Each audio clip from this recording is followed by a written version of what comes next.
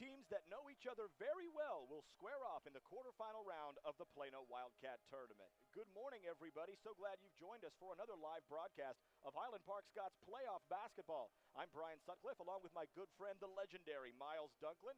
Pleased you've joined us live from the campus of Plano Senior High School, where the Highland Park Scots and Richardson Eagles will do battle for the second time in just over a month. But this time, a berth in tonight's tournament semifinals is at stake. The Scots took down the Richardson Eagles 51-48 in a tough defensive comeback effort in Richardson on November 27th. And Miles, we'll talk a little bit more about that first matchup as we go through the broadcast. But the Scotties earned their spot in this quarterfinal game by way of a 68-44 demolition of the Irving Tigers yesterday in a game that frankly wasn't as close as the final margin. Yeah, the final score was really flattering ultimately to Irving because that was a really dominant performance by the Scots. I said this at the time yesterday, but I think you could play that game 10 times and Highland Park would probably win all 10 times. Just a truly dominant performance in all facets of the game. They rebounded well, they shot well, hit from the perimeter, which is always a good sign. And most importantly, the bench was able to really do the lion's share of the minutes in the second half, and starters like Chase Fletcher, Matt Frischella able to sit during the majority of that fourth quarter. Actually, in fact, didn't play in the fourth quarter at all, so they should be very well rested for hopefully what's 2 games today in tournament play. The Highland Park Scots come into this game at 13-4. Their starters look like this. The point guard is number 3, Matt Frischella, a 5'10 senior. The shooting guard, number 10, Matthew Kreitz, a junior, 6'3". The wings are number 2, Chase Fletcher, a 6'7 senior, and number 20, Will Miller, a senior, 6'5". The big man in the middle, number 52, Clayton Murtha, junior, 6'5". The Richardson Eagles are coached by Justin Reese. They enter this game with an 11-7 record. They're off to a good start in District 9-5A play at 2-0. They've won 4 of their last 5 games. They earned their spot in this tilt by way of a 71-64 win over, I guess you want to call them the outsiders from southeast Oklahoma City. It was a 7-point win for the Eagles, 71-64. They'll go with a 3-guard look to start things out, led by number 0, Emmanuel Ogueta. He's a senior, 6'2". Number 2, Nylan Yancey, also at guard. He's a 6'3 junior. And their leading scorer, Brandon Scott, number 5, a senior, 5'11". The forwards are number 10, Eric Johnson, a 6'4 senior, and number 20, Jordan Walker, a senior, 6'2". The Scots are the home team in this one in their all-whites. They'll move from right to left here in the first quarter. Glad you've joined us. The winner of this one will take on the winner of the the 4th out of 4 quarterfinal matchups between Plano and Bishop Lynch. The first quarterfinal was actually played last night, as it was Jesuit knocking off Marcus in a close one. We've seen this so many times as right off the tip, the Scots bring it into the front court quickly, but the shot was missed by Matthew Kreitz. Yeah, they got everything with the lay-in that time. Still a good look, still happy with the first possession. Obviously, you'd like to get points on the board, though. It's a Richardson Eagle team that's finding its way offensively, scoring just under 55 points per game, but their last 2 games scoring 74 points per game. That broke a streak of 12 straight where they scored under 60. Going up against a Highland Park squad that's allowing only 46.2 per game. Great backdoor feed, a meeting at the summit that time between Will Miller and Eric Johnson. Picks up the first foul, and it sends Will Miller to the free throw line, the best free throw shooter on this team, averaging just under 92% at the line coming into the tournament. Yeah, he's very efficient from any spot on the floor, shooting almost 40% from 3. Well, actually over 40% after a make yesterday, 50% from the floor, and 90% at the line. A very good line at 50-40-90. Will goes 2 for 2. The Scots have the early lead at 2. HP shot 28 free throws in the game against Irving yesterday, which was just 1 off their season high when they fired up 29 against Irving. Clayton Murtha doing battle down low with Jordan Walker, and there's a holding foul against the Scots. So each team with a quick foul. We are 38 seconds in. The Scots have the opening lead 2-0. That's something we saw a lot yesterday was Highland Park pressing when Irving was able to beat the press. The last man back, the last line of defense was Chase Fletcher, and he did well not only once drawing a charge, but twice getting a block on what was a fast break opportunity. He also just ended that fast break opportunity for Richardson. Johnson teed up the 3. The rebound went to Emmanuel Ogueta. He missed, and the Scots will come away with it. Nice pass to Kreitz, and the Scots have a 4-0 lead. Kreitz doing a good job running the floor. Very similar to the play off the opening tip. The Scots able to capitalize this time. Yeah, you can tell how well Highland Park moves the ball, how well coached they are. The Scots will look to do a better job holding on to the basketball than they did in the first matchup between these teams, as in that game, the Scots turned it over 23 times on 59 possessions. That's a 39% turnover rate, Right, their and goal nearly is 20. double the 20% target that Coach David Peeler sets as a goal for each and every game. I think that bodes well as we see Chase Fletcher get a steal. No look to Kreitz. Had his shot knocked away by Brandon Scott, and if you can get him in foul trouble, you'll certainly take it. The leading scorer for this team. He was all district a season ago in District 9-5A, averaged 15 and a half points, and put up 15 against Highland Park in the game on November 27th. Yeah, Scott's out to a good start here early. But back to the turnovers in that first game, I feel like that trend bodes well for Highland Park. Not that they turn it over that often, but the fact that they were able to still win a game in which they turned the rock over 23 times, that really says a lot for maybe being better than your opponent when you're able to come out and play that poorly, still get a victory. And a good start for the Scots here early is just over a minute, and they're already up 6. Early timeout with 6:55 left in the first. Glad you've joined us for a little morning basketball as we'll take you into the lunch hour. If the Scots are victorious in this one, they'll advance to the semifinals tonight. It'll be a 7:30 tip. They'll take on a Plano Wildcat squad that they've already played and beaten this year, or Bishop Lynch. Jesuit and Mesquite have already filled out the top side of the semifinals, as Jesuit in double overtime took down the two-time defending 5A state champion Marcus Marauders 53-51, and then Mesquite had no problems with Prosper 64-38 in the game that took place before this one this morning. So Jesuit and Mesquite will play at 6 tonight. The other semifinal at 7:30. It does seem to me like that seems to be the more difficult portion of the bracket when you consider Marcus. Yeah, they've been remade, but they are the two-time state defending champions.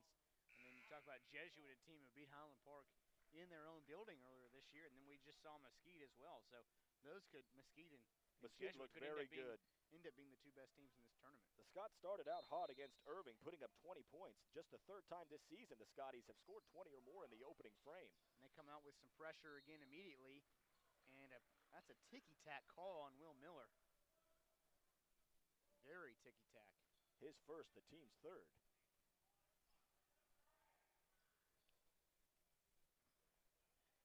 Scotties have won 8 consecutive tournament games. They won their own tournament, the H.P. Scott Classic, early in the season, and then went 4-0 in the Burke Burnett Classic. Yeah, they've been very good on neutral sites, 5-0 on the season. Yancey with a tough move baseline, uses every bit of English possible to score the first points of the game for Richardson. And the kids call that one a Euro step right there. That was an impressive move to get to the cup right there. Get Richardson on the board. Yancey and Brandon Scott did the majority of the heavy lifting against Richardson. Against Southeast Oklahoma yesterday. Scott with 17 and Yancey with 14. They don't have a guy that consistently scores 20-plus points, but much like Highland Park, it's a team that gets a lot of contribution from guys up and down the roster. Here's Fraschilla on the wing, moves right off of Murtha's screen. Had some room, but didn't take the shot. Instead, he tried that little step back 15-footer. It was blocked out of bounds, and the Scots will have another look with 5:57 left in the first. HP 6, Richardson 2. Yeah, it seems as if Matt, coming on the other side of this Christmas break, has been a little more aggressive with his shot, which certainly is going to open up everybody else on the floor. I'm sure the scouting report as Will Miller tees up a 3 looks like that was blocked. Came down to Jordan Walker. I'm sure the scouting report on Matt is that, hey, this guy does not look to score. He's going to look to assist, and he obviously does that well at a clip of 8.8 per game. Unbelievable. This is the 8th time that these squads have faced off in the last 6 years. The Scots 7-0 in the previous 7, but there have been some very close contests. HP beat Richardson in the opening round of this tournament last year, 70-33, and what was the biggest win of the year for the Scotties as Johnson draws nothing but air on that three-point attempt. It's out of bounds to the Scots. Yeah, with no shot clock at this level, that's not a very good shot because you can get that at any time in your possession. Not like there's a shot clock ticking down that says you need to get off a shot like that with 6'7" Chase Fletcher contesting. Justin Reese will send some size in with Clark Randall, the 6'5 junior, number 40, seeing action for the first time. They list him at 6'5". I'm pretty sure he's closer to 6'7", 6'8". he compares favorably to Chase Fletcher out there, which is saying a lot.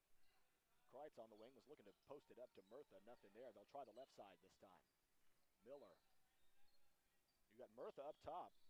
Yeah, Murtha's, we talked about it yesterday, very well-rounded player, plays in the offense very well. Guy you don't have to want to play for him to get shots. And was that an offensive foul or? It is. It's on Chase Fletcher, probably a moving screen. Yeah, a lot of what the Scots do on offense involves ball screens. And because of that, they are called for the moving screen pretty often.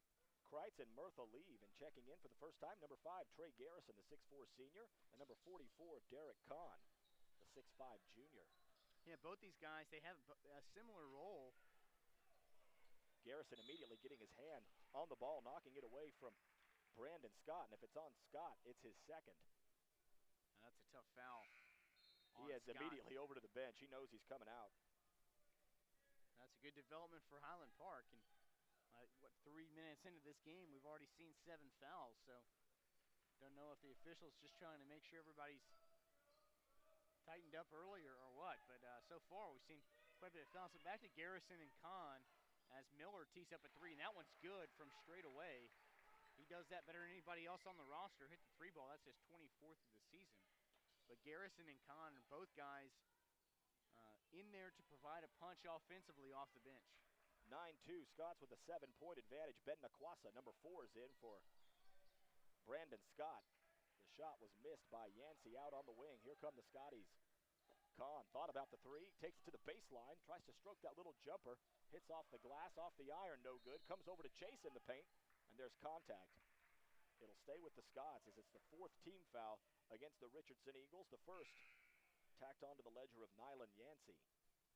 Good job by Chase getting on the offensive glass, something he does better than anybody else on the team. He's got 32 offensive rebounds on the season, and that's 32 possessions offensively they wouldn't have otherwise. Devin Young into the game, number 11, the 6-foot senior. Fraschilla bounce pass to the right block for Kahn. Beautiful, and Richardson will take a timeout, trailing 11-2. 3:37 left in the first. The 8th contest between these teams in the last 6 years. It got started in 2007. The Scots won at 55-34, and then there were 3 games that were very close, razor-thin margins. In 2008, the Scots by 3, 37-34. In 2009, HP won 42-41. And then in 2010, it was a 2-point game with the Scotties coming out on top, 51-49. Then there were 2 matchups last year at the Highlander Fieldhouse. The Scots won 58-46, and then came and put a serious shellacking on these Eagles in the first round of the Plano tournament, 70-33. And then, of course, the 51-48 victory for Highland Park in Richardson on November 27th. In that span, Miles, Richardson has failed to score 50 points in a game. So the Scots defense has been very good in these previous 7 contests. Yeah, and I'm sure that they are very aware of the futility they've had against Highland Park and Coach Justin Reese. And this Richardson club probably want to get off the schneid against Highland Park. Got to feel like, well, we got to beat these guys eventually. Randall out to Nakwasa. He found some space on the right wing. Missed it. A little bit too hefty. Rebound, Jake Moore fresh into the game. Offensive foul. Chase Fletcher does it again. Absolutely unbelievable job by Chase. Continues to give up the body for the better of the team. And he does that better than anybody else on the Scott team. Did a really good job of not only getting in position to draw the charge, also contesting the shot just in case. Of course, led the team last year in charges. Doing it again this season. Something he takes a lot of pride in. Took 57 last year. He's about halfway to that number. As he had 24 coming into the tournament. Picked up his 25th yesterday. Now make it 26 on the season. For the senior captain, Chase Fletcher. That's like a long 2 for Miller. He had a foot on the line, but Will Miller continues his strong play early on in games. It's some of that perimeter shooting for Will Miller, especially since he's joined the starting lineup in the championship game of the HP Scott Classic against TCA. He's been at his best in the opening frame for the Scots this year, and his 7 points have triggered a 13-2 run to start the game as it's all HP early with 2:46 left in the first. Yeah, on 77 attempts on the season coming into yesterday's game, he's got 48 makes. That's about a 60% clip from the field. You're certainly take that every single time. He's been very efficient offensively. I think the biggest surprise of the season so far has been the play of Will Miller. He's really blossomed into a superstar for this team.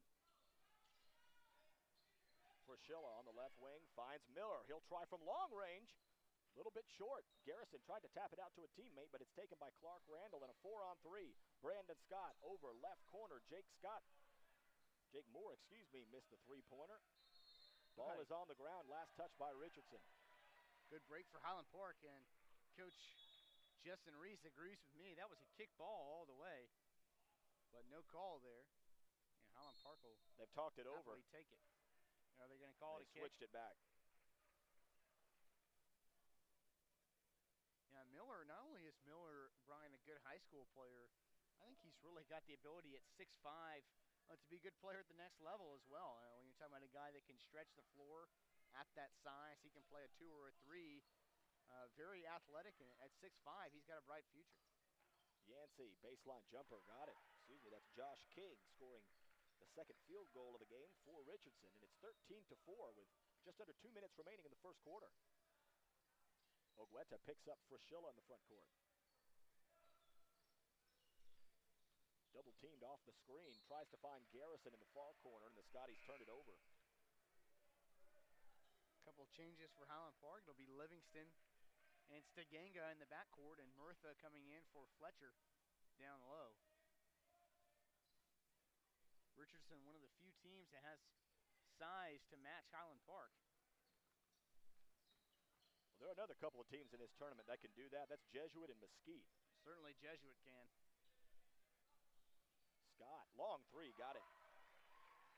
Friendly roll off the front iron, and now Richardson's right back in this thing. They were trailing 13-2. Now have the lead to only 6 for Highland Park. 1:20 left, a 5-0 run for the Eagles. Here's Stiganga running the point in this configuration. Get some help from Kahn. Kahn thought he had some room on the backdoor cut. And just a straight man-to-man defense being shown here by Richardson. Garrison pops a 3. That was too strong. Step back, long rebound to Emmanuel Ogueta. So a bit of a surge here for Richardson in the waning moments of the first quarter. Good job by Livingston. Livingston. There's a turnover. Murtha ahead to Livingston, one-on-1. There was contact. The shot was blocked by Ogueta.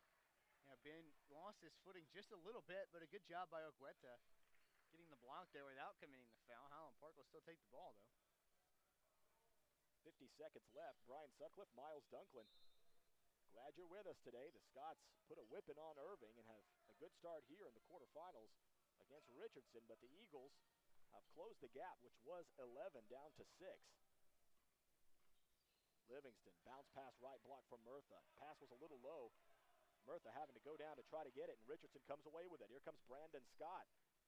He's got Josh King. Good King job missed it. Was that Derek?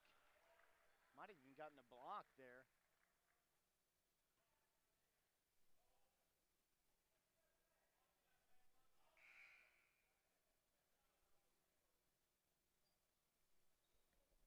You touched on this yesterday, Brian. This is definitely a gym and an area. Coach Peeler, very familiar in coaching. Of course, he spent a long time at Plano West before coming over to Highland Park. Nylan Yancey with 25 seconds finds Brandon Scott as Richardson will run some clock off. 13-7 Highland Park with the early edge. It was 13-2. The Scots trailed by 5 at halftime in the matchup on November 27th, so a better start here for the Scotties with 10 seconds. Scott, long, straight on 3, got it. He seems to be feeling it. Scott's about 5 seconds to get a shot off. 8-0 run, and there's a turnover. Here comes Scott. Scott, good if it goes. No, sir. Well, the Scots lead by 3, but momentum's wearing gold right now. HP once led 13-2, but an 8-0 run to finish things in the first, and HP and Richardson will head to the second with the Scotties leading 13-10. At Texas Capital Bank, we're driven by an unwavering mission to serve Texas businesses and the entrepreneurs and families who run them. Since our beginning in 1998, we've grown into one of the state's largest independent banks, with offices in Dallas, Fort Worth, Austin, Houston, and San Antonio. Texas Capital Bank is proud to support the Highland Park Scots and wishes the team great success this season. So the three-point shot from Brandon Scott, he hit 2 there in the latter stages of the first quarter, have gotten the Richardson offense going. They trailed 13-2 pretty late in the first quarter, but a nice run by the Eagles has made it a 3-point contest. Yeah, Coach Peeler obviously has to be pleased with overall what happened in the first quarter, but not at all what happened in the last couple seconds of the first quarter. And if you're Coach Reese of the Eagles, certainly has to be happy that they're in this ball game right now, considering the very slow start they got off to. In the first game between these teams, the Scots led after one 12-9, but were blitzed 19-11 in the second quarter.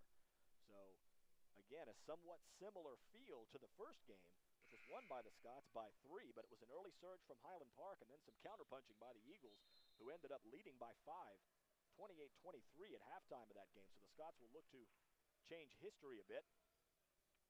They got out to that lead with the combination of Fletcher and Murtha out on the floor together. Not only are they weapons on the offensive end, they control the glass when they're in the game together, and they also protect the rim very well with their size defensively. Scots with a little bit of a smaller lineup. You've got Steganga in for Miller right now. Otherwise, you're starting 5 in the game. Pass a little wayward, intended for Jake Moore. The officials are saying that ball was tipped and that Richardson will keep it.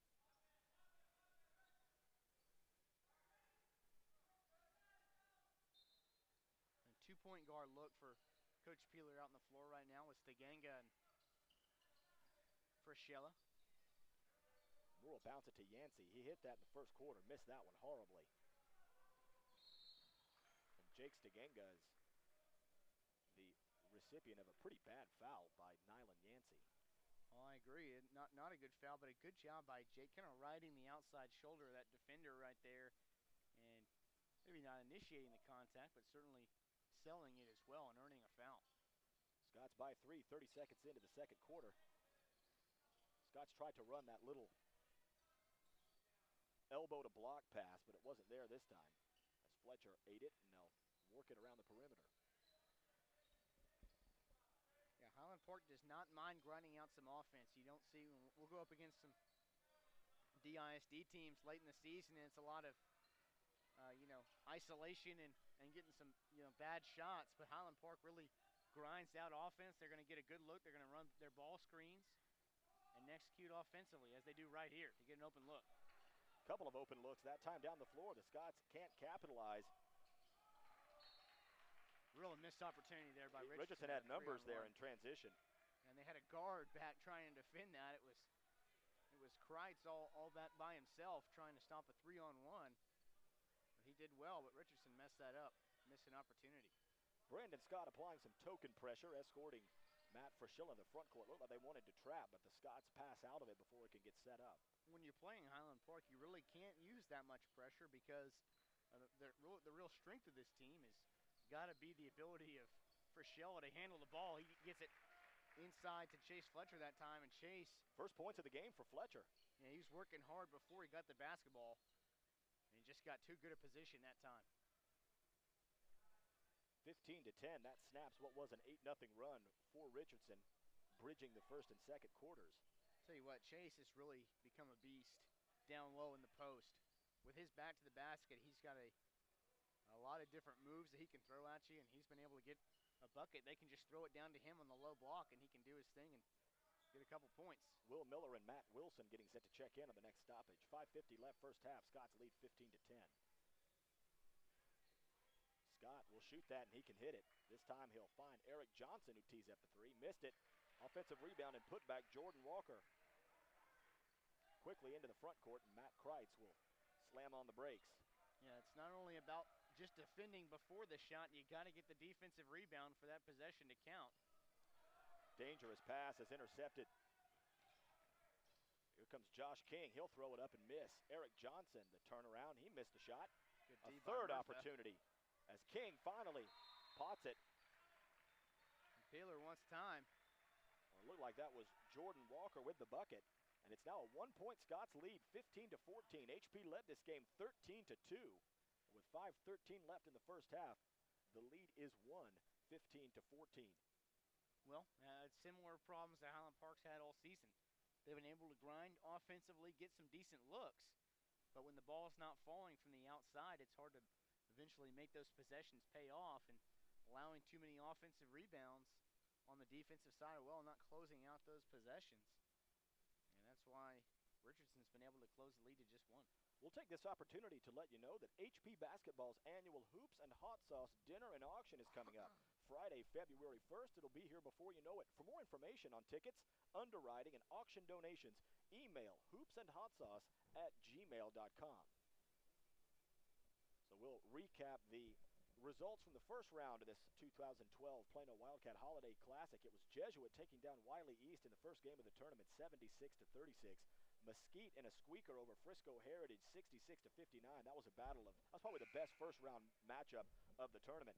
It was Prosper in overtime taking down Lake Highlands, 84-74. The Scotties took down Irving, 68-44. Richardson beat Southeast Oklahoma City 71-64. Plano beat the Creekview Mustangs 54-49, and it was Bishop Lynch by 3 over North Mesquite, 57-54. We'll run down the second round results to the extent they exist here on the next stoppage. But it's Matt Fraschilla, Will Miller, Chase Fletcher, Matthew Kreitz, and number 32, the senior captain, Matt Wilson. Up top for Miller. That post entry's been harassed all game long by the Eagles, and they do it again. And Richardson, which trailed this game 13-2, has a chance to take the lead with a bucket. Yeah, Richardson is well aware of the proficiency of Fletcher down the post. Once he catches it down low like that, so hard to stop him, and so they're trying to deny him before he ever gets the ball. And Nyland Yancey gives the Eagles their first lead of the game. Quite a run here by Richardson. It's been a 14-2 run by the Eagles. Here's Fletcher. He'll put his head down. Double teamed in the post. He'll throw it off the glass. No good. Rebound, Jake Moore. And HP having a hard time scoring. And they've really gone cold offensively. Ogueta traveled. Flirting with a technical foul, throwing that ball up like that as well. Scots will take any break they can get at this point. HP with 5 team fouls, Richardson with 6. So HP will shoot free throws the rest of the first half. Yeah, they'd love to be able to get to the line, get some easy points. Really haven't been able to get many turnovers to create easy baskets for themselves offensively. Everything they've had on offense has been contested and it's been tough. When they've had open looks, haven't been able to get them to go down. You like how Fraschilla invites that double team. Sure. In the backcourt. That allows him a lot of space to look and find an open guy. Fraschilla kick it out to Kreitz. Kreitz, he'll float it off the glass, no good. Fights for his own rebound. It comes down to the senior captain, Matt Wilson. Will Miller, a little jump stop, draws some contact. He missed it. Ball is tapped up. Jake Moore fights with Chase Fletcher, and Chase is the last to touch it. So the Scots once again coming away with no points. 3:28 left first half, 16-15 Richardson. And those weren't great looks, but they were looks at the basket, and something they failed to do in the first matchup between these two teams when they turned it over 23 times. They really haven't turned it over that much early on in this one, but I think there's a seal on the basket right now. They have not been able to get anything to fall over these last 5-6 minutes. Randall at the free throw line, double team, kicks it to Yancey, rotated for Jake Moore. Corner three, was halfway down and then settles through. Well, they've taken a lot of shots from the outside, and they're starting to fall for Richardson. They now have a 4-point lead. A 17-2 run for the Eagles have flipped a 13-2 deficit into a 19-15 lead. And the Scots turn it over again. And that's in the unforced department right there. Just a mistake, a little miscommunication between Fraschilla and Wilson. Kreitz and Wilson out. Kahn and Garrison rejoin play. And that's your instant offense off the bench. Both those guys like to look to get their own shot. Aren't shy about shooting it. Moore will shoot it again. Off the back iron, quick rebound there by Trey Garrison. Yeah, Scots were lucky that one didn't go down. They left him open. He just hit one from that same spot. Could be down 7. Kahn left wide open. Left the 3 ball short. Here comes Brandon Scott. Scott will battle with Will Miller. Missed it. Fraschilla fights for the rebound. It saved in just long enough for Will Miller to take it. Great job by Matt. As he was falling out of bounds, threw it back to Miller. willy-nilly basketball at both ends here, as both teams having a hard time keeping track of it, and Derek Kahn picked up a foul. 6th against the Scots. See all three sophomores into the game at one time. I think Coach Peeler's just looking for some fresh blood out on the floor right now because what he's had hadn't exactly been working over the last couple minutes. So he's going to take out the 3 senior stars in Fletcher, Frischella, and Miller and bring in some sophomores and see if they can't get it done. Number 14, Ryan Brady, the 5'10 sophomore, had the best game of his high school career. A team-high 12 points in the game against Irving yesterday. He's out there with number 4, Mitchell Kaufman, a 6'3 sophomore, as Brandon Scott tees it up long range. Long rebound by Campbell Brooks, number 23, the 5'11 sophomore, had his first varsity action of his career yesterday and scored 4 points in the win over Irving. So an important last minute 45 in the first half for the Scots, who trail 19-15. I agree. This is a very important little stretch right here for Highland Park as Garrison got a good look, just didn't hit it. Right. Yeah, the shots they've had that have been open, just have not been able to get them to fall. The Scots have scored 2 points in the second quarter. The fewest they've scored in the second frame this year is 7. Well, they're flirting with that right now as there's only 1:20 remaining in the quarter, and Richardson wanting to take some time off the clock. Drawing contact, the shot won't go, but Nylan Yancey earns a trip to the free throw line. It'll be the first free throws of the game attempted by Richardson. Yeah, Brian, as well as Highland Park came out and executed, firing on all cylinders yesterday. This looks like the first game out of a Christmas break. Just a little sloppy, lethargic. I put my finger on exactly what's been the problem. Shot making also helps, and they have not been able to get that to happen as well. You add that all up, it adds to an 18-3 lead, 18-3 run.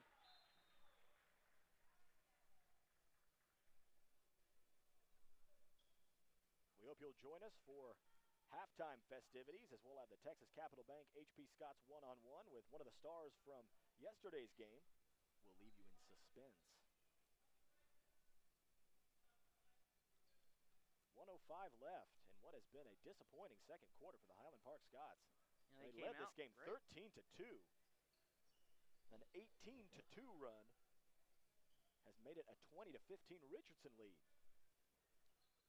And I expect there will be some stern words at halftime as the Scots advanced to the second round of this tournament last year and then were beaten by Creekview, handing the Scots only their second loss of the year. And the first half yesterday is, well, another break for Richardson. Moore pump it down to Clark Randall. Nice little quick little jump hook there. Hook. And it's a 22-15 Richardson lead. Yeah, Brian, the Scots made 14 shots in the first half yesterday, only have 15 points in the first half today.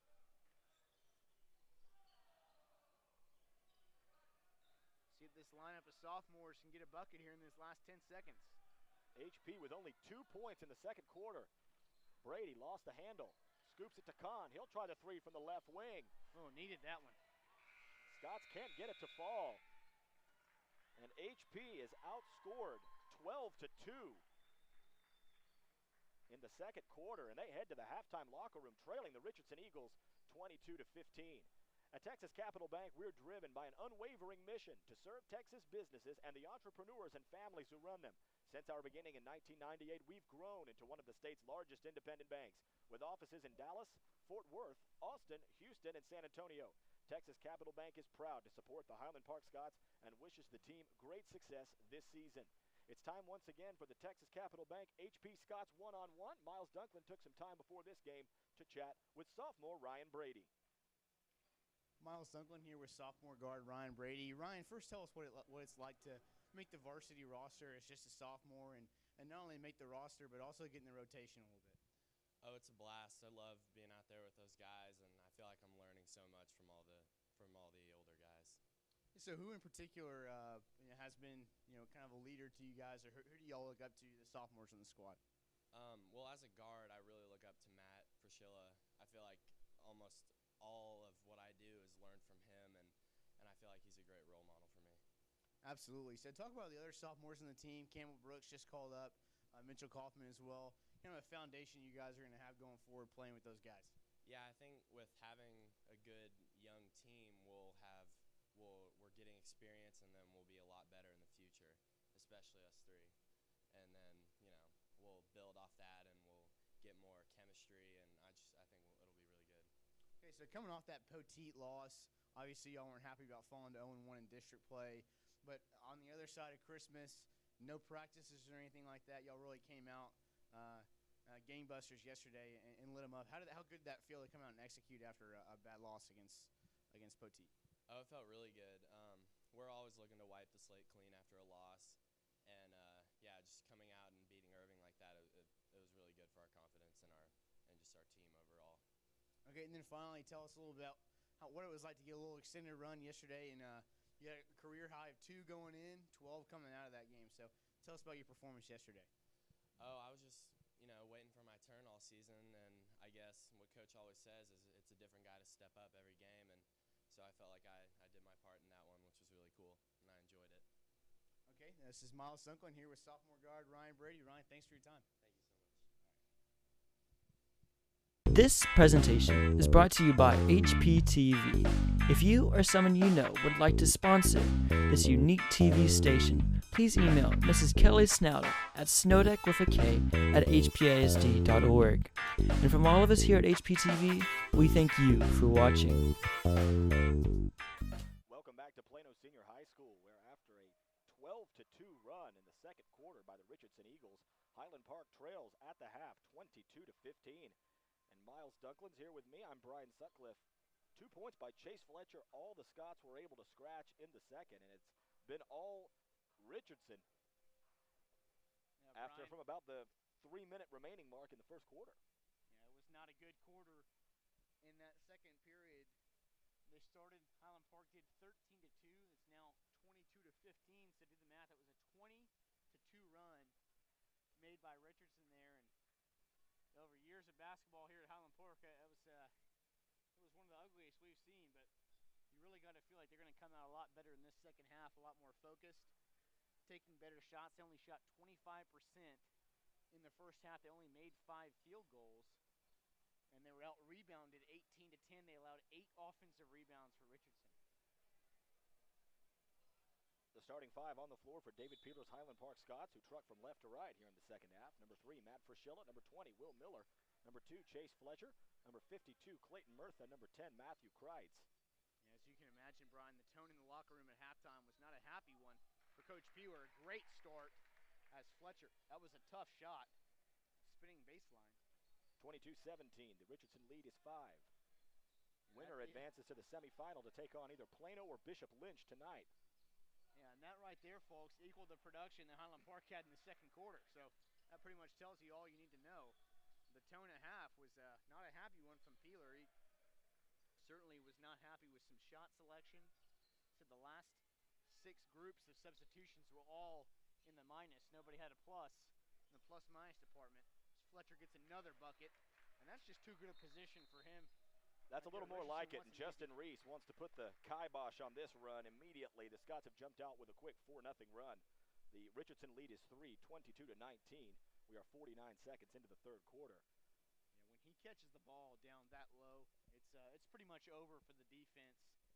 At 6'7", he's got the kind of composure and ability to handle the ball down low with his back to the basket. Such an efficient player from the block.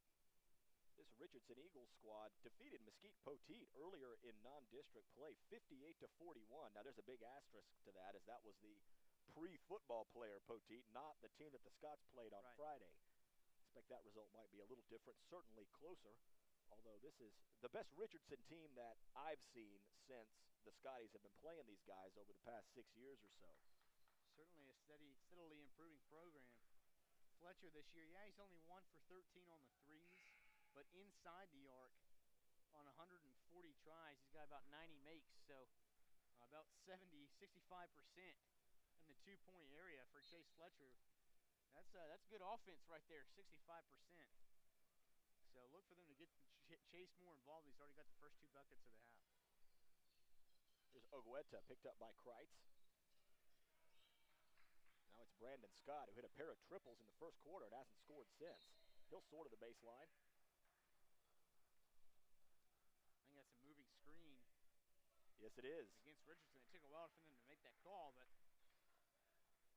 good job by Matt Frischella running into the screen, taking a spill. That's against Eric Johnson. It's his second. The team's first in the second half, and the Scots with a 3-ball could tie it. They led 13-2, then give up a 20-2 run. Last touched by Frischella, and the Scots turn it over. And that's tough. Matt has the ball in his hands so often that naturally he's going to turn the ball over on occasion. He makes up for it. He's still got the best assist to turnover ratio on the squad.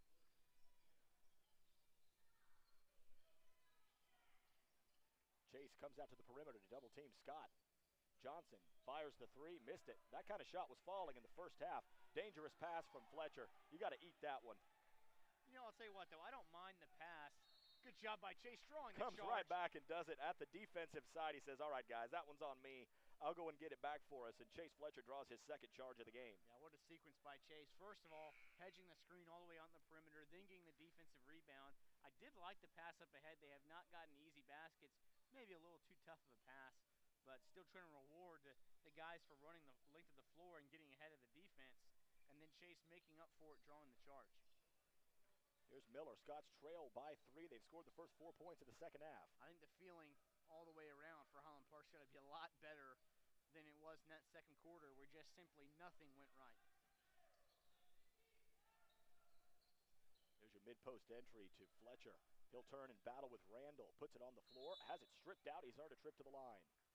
Seeing the versatility of Chase down on the block that time. He caught it a little further away from the basket than he's accustomed to. He's able to show you the face-up game.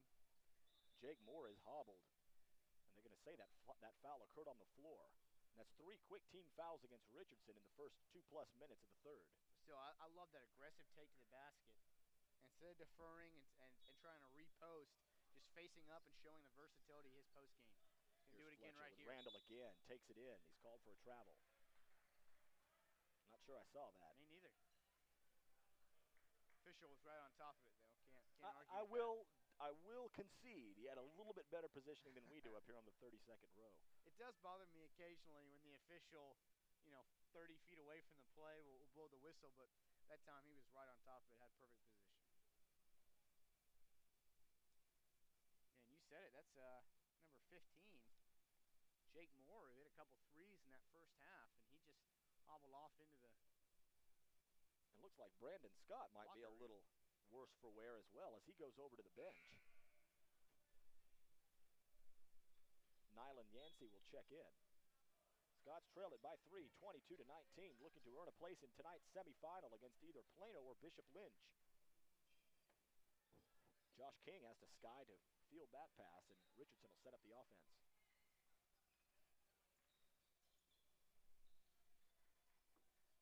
Into Randall. There's that jump hook. Wow, that was an impressive shot by Randall. There's no defense for that look. 24-19, that snaps the Scots 4-0 run. Makes it a 5-point game. Say what, if Randall can make that, he's quite a weapon. That is not an easy shot to defend. Frischella tried to go to the left hand. He was sent to the floor, no call. There's Yancey. Eric Johnson battles with Murtha, goes to the baseline, spins away, creates some space. Had a little Dirk-looking shot there as he had that right foot raised. I'm sure there's a lot of that Dirk Nowitzki influence, and a lot of these Dallas kids grew up and watching German superstar for 10 years. See that evolution around the NBA, too. Guys starting to realize, well, that's a tough shot to defend, falling away off one foot. So some turnovers have derailed the Scots offense a bit as they came out with some authority out of the halftime locker room as Brandon Scott checks back in. Yancey goes to the bench. Setting up pressure again. And there it works. Turnover. That's why you do it. 4:49 left third quarter. Richardson leads Highland Park 24-19. Scots trying to stay alive and create what the Dallas Morning News said would be the dream final in this tournament, which would be Highland Park against Jesuit. What would be a rematch of a game won by the Rangers at the Highlander Fieldhouse a few weeks ago. And although we talked about this off air before the game, I think Jesuit's a really good squad as Miller a little short on the three. But I think Highland Park would like another shot at them. Yeah, the first time they played, Spaeth, who's the superstar for Jesuit, didn't score a lot. As Frischella tries to earn a charge, called for the block. But Highland Park would like another shot at those guys. They're able to beat them at their place, and certainly Highland Park doesn't like losing at home. So want to get some payback to the Rangers at Jesuit. That was a double-digit loss, but it was pretty close for the first 3 quarters. Tough squad, though. Great play by Matt. You can really see just the awareness that Matt has. There's a certain savvy in him. You can tell that he has played a lot of basketball.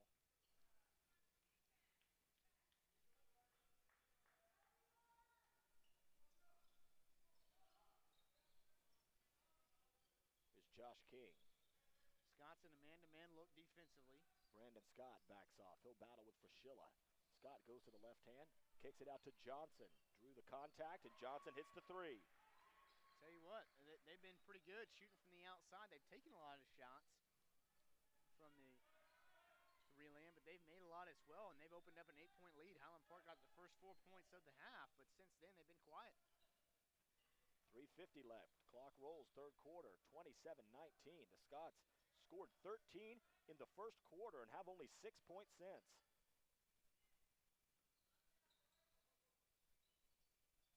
I think you got to give a lot of credit to Clark Randall. As Matt, that was Kreitz, thought he got fouled. And then Frischella gets the steal. Kreitz will throw it up, missed it. Put back attempt by Clayton Murtha, and Murtha was fouled. That's one of the things that Peeler was stressing during half was boxing out. Good job that time by Murtha getting position on the block. Clark Randall fouled him. It's the 4th team foul against Richardson, and it sends Clayton Murtha to the line, coming into the tournament shooting about 69% from the line. Gets the his first point of the game. The Scots did not attempt a free throw in the second quarter. And that's really when the Scots are getting going. They're getting that ball down low, drawing contact, going to the line where they're typically a good free throw shooting team, and a squad that after a tough start to the year at the Charity Stripe has gotten better game by game. Well, they're not a team that is going to have a lot of firepower from the perimeter, so that's certainly going to have to be their game. They're going to have to be an aggressive team that attacks the rim. Good defense that time by Miller. A tough shot by number 5. Brandon Scott. That was a really good contest by Will. A 9-point deficit for the Scots. In a bit of trouble here with 3 minutes left in the third quarter.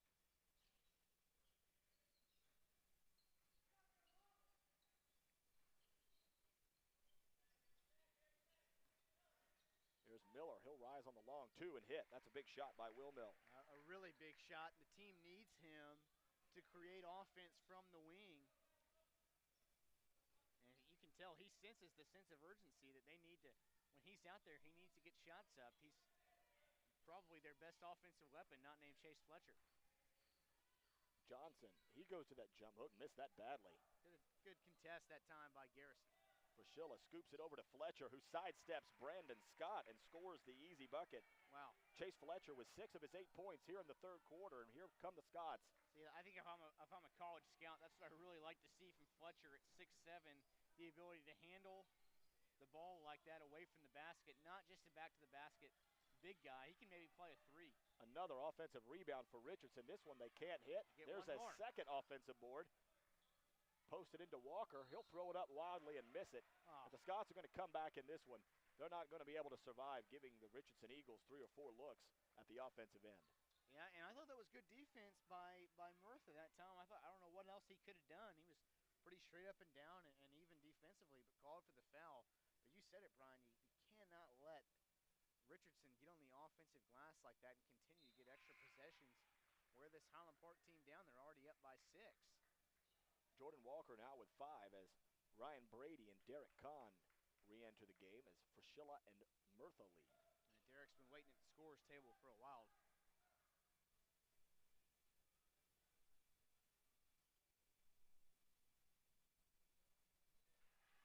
Walker goes 2 for 2. He's got 6. Really no point guard in the game. I guess it's Brady, technically the point guard, but Garrison being charged with bringing the ball up the court. Pass nearly stolen. Brady wants some help from Derek Kahn. He'll move right. Tough defense by the Richardson D. And the Richardson defense bails the Scots out a bit. Yeah, that's definitely a bailout. 1:36 left third quarter, 31-24 Richardson. I'm Brian Sutcliffe with the legendary Miles Dunklin. We got a great crew here, bringing you the sights and sounds of Plano Wildcat Holiday Classic action. Right off the baseline inbound, Brady to Kahn. Yeah, that was just good execution. Richardson fell asleep that time. Obviously can't let somebody get that wide open underneath the basket on a baseline inbound like that. 5-point game, 31-26 Eagles. Clark Randall up top will just scoop it back to Devin Young, who's in the game. Nylan Yancey. Here comes King with the left hand. Yeah, he just blew by the defender. Not good defense that time by Highland Park. Way too easy for him to get to the cup. 7-point deficit for the Scotties with under a minute left in the third. Murtha getting set to check back in. Hand off to Miller, bounce pass, Fletcher. He tries to lay it in, left it short, late foul call. And Chase Fletcher will shoot 2 important free throws as the Scots are trying to stay within striking distance, currently trailing by 7, 33-26 with just under 49 seconds left in the third. And that's the one positive development for Highland Park right now when you look at the foul situation. 16 fouls against Richardson, only 2 against the Scots. So from now on, the next foul, they'll be shooting the 1-and-1. Got to take advantage at the charity stripe, though. Chase hits the first. Chase has evened his output against Irving with 9 points, 7 of which here in the third frame as Kreitz re-enters the game. Will Miller catches a break. Yeah, they really needed him to carry the load offensively. Yesterday's output for Chase a little deceiving considering he didn't play much at all in the second half. Scott's still within arm's length here. They haven't played very well, but they're still within 6 with 9 minutes to go. A couple buckets to close the fourth, and we got a whole new game. Close the third. 32 seconds left. Here's Yancey. Coming all the way out was Fletcher. Yancey defeats it, kicks it back to Walker. Walker now to the baseline for Devin Young. Back up to Yancey with 20 seconds left. Scots trail by 6, 33-27. Yeah, Richardson wisely wants to hold for the last shot of the half. That's not a bad foul by Brady that time with a foul to give for Highland Park. They'll let Murtha sub in and get the substitution they want. Almost looked like he was intentionally fouling him right there. Chase Fletcher sits down. You don't want him picking up a foul and get him an extra couple minutes rest. Yeah, offense for defense right here for Peeler. I don't expect he'll be coming out in the fourth quarter. Into the backcourt for Scott. 15 seconds left. Brady will pick him up at half court. Yeah, they're going to want to hold for the last shot at the half. 9 seconds. See Brady's on-ball defense right here. 6. Murtha came out to help. Left wing 3. Brandon Scott missed it to the left. Trey Garrison with the rebound. And the Scots will head to the fourth, trailing the Richardson Eagles 33-27. At Texas Capital Bank, we're driven by an unwavering mission to serve Texas businesses and the entrepreneurs and families who run them. Since our beginning in 1998, we've grown into one of the state's largest independent banks, with offices in Dallas, Fort Worth, Austin, Houston, and San Antonio. Texas Capital Bank is proud to support the Highland Park Scots and wishes the team great success this season. Brian Sutcliffe with Miles Dunklin. We also want to remind you that HP Basketball's annual Hoops and Hot Sauce dinner and auction is coming up Friday, February 1st. For more information on tickets, underwriting, and auction donations, email hoopsandhotsauce@gmail.com. 33-27. The Scots led this one 13-10 after the first quarter. They led 13-2 in the game, and ever since then, Miles, HP's just had a hard time keeping up with the Richardson Eagles. Yeah, it's been a 31-14 run for Richardson. They've been very impressive. I think Highland Park didn't play well in that second quarter. They probably played a little better in that third quarter, but still within arm's length. I think if they come out and execute here in the fourth, they can end up sneaking away with a win. All you got to do is get a couple 3 balls to fall, and you're right back in this thing. It's all about continuing that tough defense, and then really just keep doing what you're doing offensively and hope some shots can actually fall. You've got Garrison, Murtha, Kaufman, Kreitz, and Stegenga on the floor to get things going here for the Scotties as Richardson will have the first look. And they're going to let Frischella and Fletcher a rest for maybe the first 30 seconds or so of this fourth quarter, and they'll go the rest of the way. Brandon Scott, Stiganga comes out to get him. He'll put the ball on the floor, drive to the basket, and draws the foul. Yeah, they've been pretty good with their ability to penetrate from the outside off the dribble. Specifically, Brandon Scott's been able to get in the lane, blowing past Highland Park defenders as he did right there. But, Brian, I think defensively, Coach Peeler's okay with what's on the scoreboard. Only 33 points so far, 27 points through 3 quarters, though. Just ain't going to get it done offensively. Not going to win a lot of games with only that amount of offensive output. Scott hits the first of 2. Goes 2 for 2. He's the first player into the game in double figures. 5 for 6 at the line is Richardson, and the Scots trail by 8. Desperately need a bucket on this trip. Handed off to Stiganga. Scott jumps in front of Murtha, tries to stay around him. Garrison will take it baseline. He's bottled up, floats the right-hander up, and that's a big bucket. No call either way. Huge shot, and that's why Garrison's in the ball game, to be able to get some offense on his own, just get to Trey on the wing and let him create. A tough, very high level of difficulty on that shot, but he got it to fall. It's one of those as a coach where you're going, no, no, yes.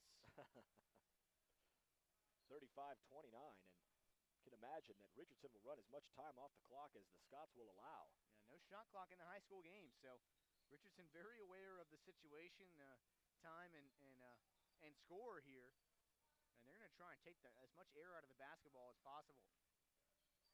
They have, I would imagine, after 7 straight losses, some respect for what Highland Park brings to the table. We talked about it earlier.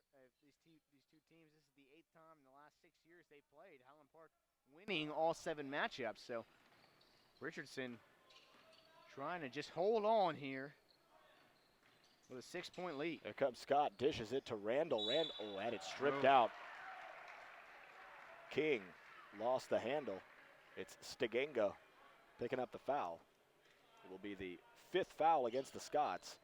16 fouls against Richardson, so HP will shoot the bonus the rest of the 4th. Yeah, that one's just on the floor, though, not a shooting foul, so not that bad a play.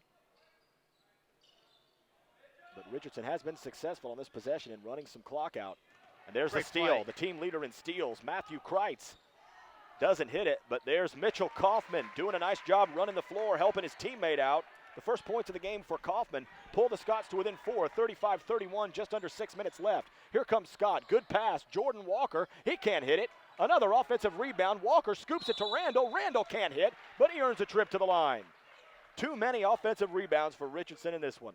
Yeah, way too many. That was a result of the help defense for Highland Park trying to make that first shot miss, and that's why there was nobody there for the defensive rebound as Murtha was out of position after trying to get the block. But back to that bucket by Kaufman, a really good job. Not only did he hedge and force the pass that Kreitz was able to intercept, did not take for granted that layup was going to go in, hustled down the floor. He's a hustle type of player. That's why he's in there. Wholesale line change for the Scotties. Chase Fletcher, Will Miller, Matt Fraschilla, and Campbell Brooks come in. Mitchell Kaufman earning a little more run. Interesting call by Peeler to put Brooks in the game at this point, considering this is his second ever game on varsity. And here we are with 6 minutes left in the close game, and they trust him enough to be in the backcourt alongside Matt Fraschilla. Says a lot. I think it also says a lot about the Scots needing some size in there to rebound as Kaufman remains in, one of the bigger bodies on the team. Kick it out to Brooks. I think Chase thought that he was going to shoot that. He'll take it all the way up. That's a 50-50 call right there. This one goes in favor of the Scots. It's Clark Randalls, and Chase Fletcher with a pair of free throws can make it a 2-point game. Scots just grinding away at this one. It's not been pretty by any stretch of the imagination. Miles, it's a virtual mirror image of the game these teams played in Richardson. Yeah, this has been about as ugly as it gets for the Scots, but you'll take an ugly win if you can just close that last 4 points. They've been a little better in this second half. Now, they couldn't have been worse than they were in the second, but in the second quarter. Chase goes 0 for 2. That hurts. The Scots just 2 for their last 6 at the line. Those Yeah. 4 points look pretty big right now as the Scots trail it by 4. Good job by Mitchell Kaufman getting his hands on that pass, which was intended for a wide open Brandon Scott. Yeah, Kaufman's really the ultimate glue guy, just an all-effort type of player, always willing to dive on the floor, a good athlete. That time getting the hands in the passing lane. Coach Justin Reese takes a timeout with 5:12 left in regulation. The Scots trail the Richardson Eagles 35-31 in a game they led early 13-2. Yeah, early on, looked like Highland Park might blow this team out. Didn't look like they might get blown out as they only had 2 in the second quarter. A 20-2 run by Richardson. As But the Highland Scotties Park just have stayed within arm's length. Like I said before, they still have a chance to win this one, which you gotta. I think if you're Peeler, as bad as you played, to still have a chance to win, you gotta be happy. it's a very Highland Park type game this season, which isn't real good for the ticker, but it's one of those where you keep them close, grind it out, and try to pull it out in the final moments. A lot of what this team did last year, they just do have that belief, I think, internally, no matter what happens, that they're still going to win the game. Scots find a way. That's been a motto that this team has used for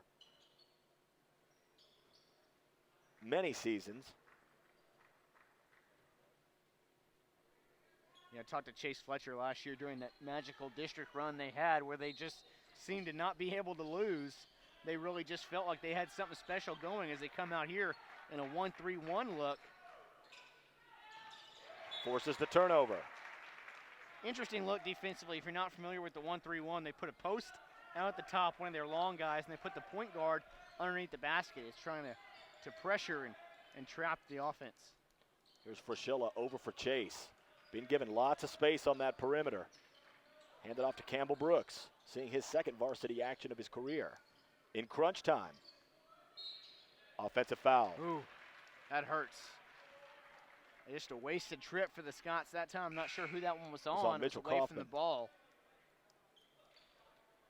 As I said before, this offense features a lot of ball screens, and it's just kind of an occupational hazard. They're going to have a lot of illegal screens. Teams Try and now cut them with down as much as possible, obviously, but it will happen. 17 fouls apiece, so we're shooting free throws at both ends the rest of the way. 4:37 left. Scots trail by 4, 35-31, looking to punch their ticket to tonight's semifinal against either Plano or Bishop Lynch. Still in the 1-3-1 here, and you can see they're going to trap. They're going to leave an open shooter a lot of time in the corners. Just depends on whether or not the offense can execute.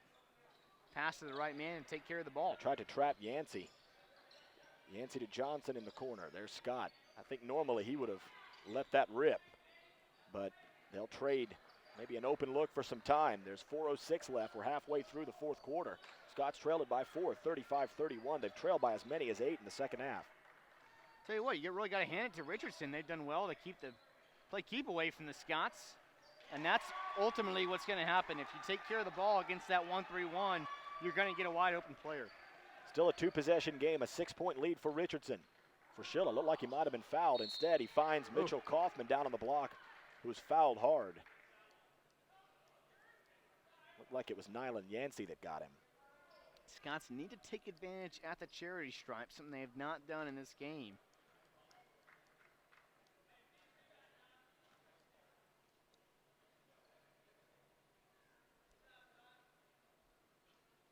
Coach Peeler giving Mitchell Kaufman a little instruction on exactly what to do on those ball screens. Especially at this point in the game, they cannot afford a little mistake like that for a turnover. All Big three free of throw. Kaufman's points have come here in the fourth. Kaufman just a 40% free throw shooter coming into the tournament. He's got a big one right here. Would make it a 4-point game. He's going to be a nice player for years to come on this Highland Park team. Chase nearly got the steal. Now a foul, and that's at 94 feet from the basket. Going to put Richardson at the line. Chase obviously not trying to foul, but a costly mistake. Scots are 3 for 8 at the line here in the second half. Those 5 points missing currently represent the deficit for HP 37-32 with 3:39 left in regulation. Nylan Yancey to the free throw line. He has 5 points in the game. Scored 10 against Highland Park on November 27th. Just a 1-and-1 as his 8th team foul both ways. Yancey missed it. Rebound Kaufman. 5-point game. Scots need a bucket. Frischilla rejects the screen. Kicks it to Fletcher. Handoff Campbell Brooks. You love seeing these sophomores in here at crunch time. Absolutely. Good high-low pass. Kaufman missed it, fighting for his own rebound. Last touched by Richardson. Timeout, Highland Park with 3:14 left in regulation, 37-32. Highland Park trails by 5, but they'll have the ball. Jesuit and Mesquite will play in the first semifinal tonight at 6.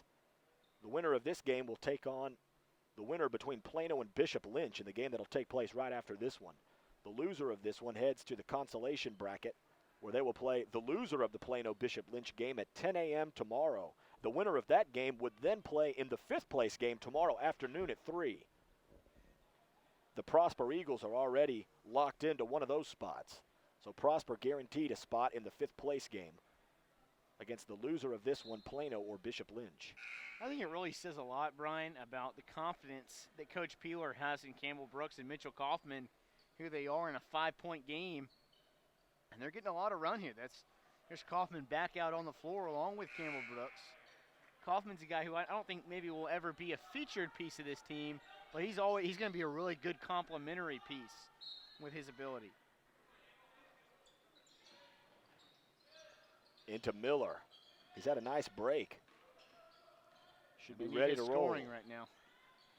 Nice pass. Fletcher to Kaufman for 2.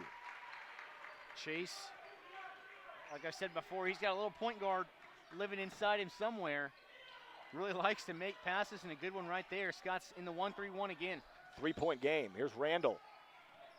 They've taken exceptional care of the basketball in this situation. Scott's practiced this 1-3-1 all the time. It's one of their go-to looks defensively when they need a turnover, and Richardson's handled it very well. Taking it strong, stripped out by Frischilla. The Scots can tie it with a 3. 2:34 left in the 4th. 37-34 Richardson. A mistake there to take it inside the trees with all the big guys, and Matt was able to strip it. Frischilla will rise. He can't hit it. Clark Randall has the rebound, taken away by Chase Fletcher. Would have been an and one with a chance to tie it, but instead Chase Fletcher will try to make it a 1-point game with 2:18 left. I love the tenacity and the relentless attitude that Chase Fletcher brings. Didn't get the rebound, but he just took it away. You've seen a lot of that here in the second half, where one of your senior captains basically puts his head down and says, guys, we're not losing this game. You saw it early on in the 3rd as Fletcher scored 7 of his 9 points in the 3rd frame. Maybe that's what he needs. Maximum right drama on the 1st. Chase Fletcher into double figures. He has 10. It's a 2-point game. Yeah, 0 for 2 the last time to the line. Nearly got that one to fall for an and one opportunity. But he'll settle for a 2. Got them both. Within Fletcher 1. with 11. HP 9 for 14 at the line. The first perfect trip at the line in the second half. It's a 1-point game with 2:10 left. 37-36, Richardson over Highland Park, and HP forces another steal. Here comes Frischilla. Scots play for the lead. It's that 1-3-1 defense has gotten turnovers in the last 2 trips. Posted into Fletcher, lost the handle, out of bounds to Richardson. Yeah, he's looking for a foul, but he lost it. It's a tough break. Less than 2 minutes to go. 9 team fouls against Richardson, 8 against the Scots. So Highland Park will shoot 2 free throws on every foul the rest of the way. There'd be 1 more at the 1-and-1 for Richardson. The Scots continue to do what they've done these last couple trips defensively. They'll be all right. 1:45 remaining. Campbell Brooks called for the foul. Ooh, and that's not the guy you want to send to the line, as Brandon Scott will go to the line for the 1-and-1. Each team now with 9 team fouls. Yeah, not only not the guy you wanted to send to the line, I just didn't see enough contact there to warrant a foul call, but like you said, that'll put him at the free throw line. It's the last thing the Scots were trying to do right there was commit a foul. It's a 1-and-1. Scots could use a miss here in the worst way. And they get it. Mitchell Kaufman Tell you what, from this angle, it looked like Mitchell might have been the last to touch that, but I will again concede that the official had a better look than I did. And Mitchell seemed to give up on the ball like he thought it was tipped away by somebody else. So, but I agree. From up here, it looked like it was off Mitchell all the way. Matt Fraschilla, a wise timeout. The Scots have trailed by as many as 8 points in the second half. They're a bucket away from climbing the mountain, and it's kind of amazing to have to say that in a game where the HP led 13-2 in the first quarter. But it has been tough sledding for the Scotties. A defensive slugfest, as it looks like 42 might be good enough to win this one at this point. I think 42 would be plenty. You might win by 2 or 3 with that kind of total. But I think defensively, if they continue to do what they're doing and not foul, don't put Richardson at the line, they're going to get a bucket here or at least get to the free throw line. Now, this has been about as ugly a game as you could imagine. But I think Coach Peeler will take it. This is the kind of game that you learn a lot about your team, and they've certainly had to dig in defensively. 37 points only for Richardson, a great defensive performance by the Scots. You don't see many teams that play with the level of deliberation and patience that the Highland Park Scots do. So, to what extent do you really have to adjust the way you play basketball? This is a Richardson team that scored 70 or more in each of their last 2 games, and they look up here and they're having a hard time getting to 40. And a lot of that is because of the pace, the way Highland Park plays. They're very patient, work for a good shot. Yeah, they're deliberate. They understand that's how they need to play. You see a lot of teams, not so much Richardson. Richardson's played a pretty good, deliberate, very heady type of basketball as well in this game. But you see so many teams that just want to run up and down the floor, and the Scots really put the brakes on that type of play. Yeah, certainly today they have very, very deliberate offensively, like you said. Minute and 30, they need a quality look here. Scots 1:20 left, trailing by 1. How about Campbell Brooks and Mitchell Kaufman still in the game at the most critical of junctures? Brooks for the lead, left it a little short. Here comes Brandon Scott. Scott one-on-one with Brooks. Brooks doing a great job on defense not to foul, but Brandon Scott scores his 11th and 12th points. We've got a minute left. The Scots trail by 3. Well, that's not the end of the world considering that shot was off quickly. Here's Miller. Yancey bottled him up immediately. Fletcher, tough move down low. That was a good flop down there by Jordan Walker, but he didn't get the call. Well, Chase did really well to flash open on the block that time. One of the things he does well is simply just present himself down low. He gets wide, gets big down low. He's 6'7", but he plays up to that size. A lot of times you'll have a 6'7" guy that doesn't necessarily play like a 6'7" guy, but Chase flashing open that time, making himself an easy target. How about Campbell Brooks? Even though he didn't make the shot, that's some serious guts right there. He had no qualms about firing up a shot with a minute left that would have given the Scots the lead. As it is, HP trails by 1, 39-38. Richardson will have the basketball on a baseline inbound, each team with 9 team fouls. So it will be 2 free throws both ways. Each team with 1 timeout. Winner advances to the semifinals tonight to take on Plano or Bishop Lynch, as those teams are accumulating near the court, getting ready to come out and get their warm-ups going. There have been some OT games in this tournament already, as Prosper beat Lake Highlands yesterday in overtime. Jesuit and Marcus needed 2 extra frames yesterday in the first quarterfinal game before Jesuit emerged victorious 53-51. We'll see what the lineup's like. Here they are going to go ahead and sit Campbell Brooks down. He had a nice little run there. They'll sub in Kreitz. How about Kaufman still being out there, though? I think Peeler is showing a lot of confidence in the sophomore. Scott's setting up some defense, looking to maybe set up a trap here in the backcourt. I think it's going to be the 1-3-1 again. It's been good to them down the stretch, but of course there's no shot clock. Brandon Scott traveled. Where's the call? It's gotta be a travel. Absolutely, has to be.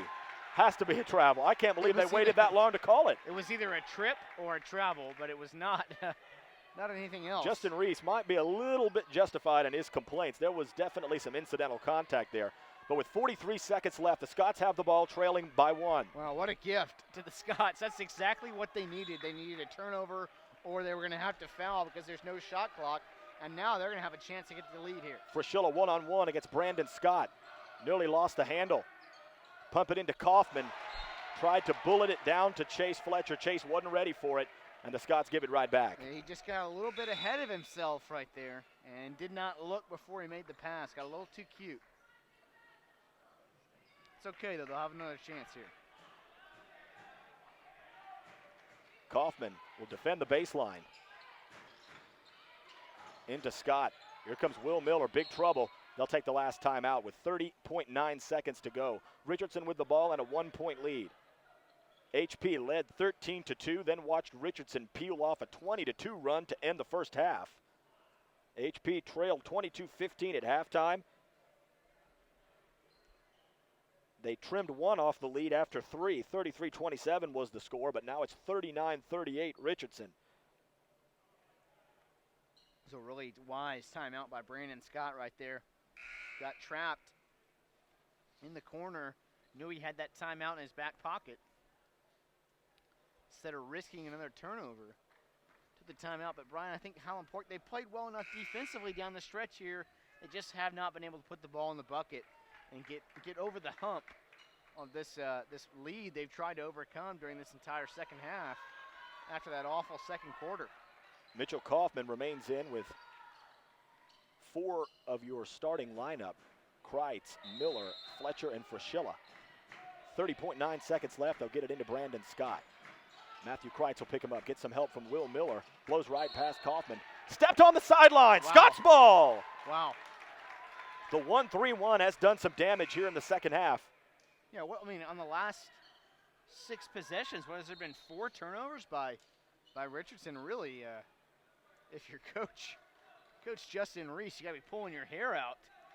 Murtha in for Kaufman, who deserves a nice hand. Yeah. Mitchell Kaufman playing one of his best games of the season, has 5 points, just 3 off his season high. And the Scots once again have the ball with a chance to take the lead. I think you want to get a shot up before time expires. You want a chance to at least get an offensive rebound. There's 10 seconds, and the Scots will call timeout with 9.8 left, and it looks like HP will hold for the final shot.